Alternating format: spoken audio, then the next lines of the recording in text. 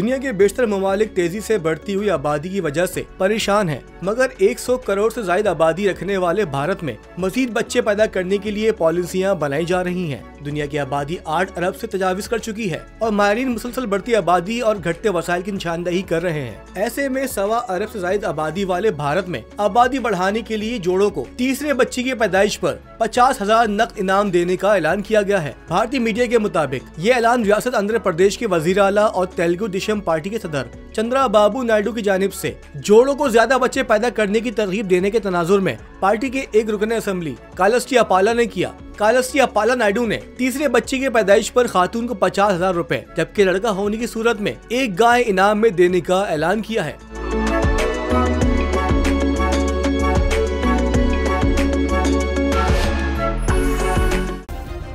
Subscribe करें और bell दबाएं ताकि कोई खबर रह न जाए।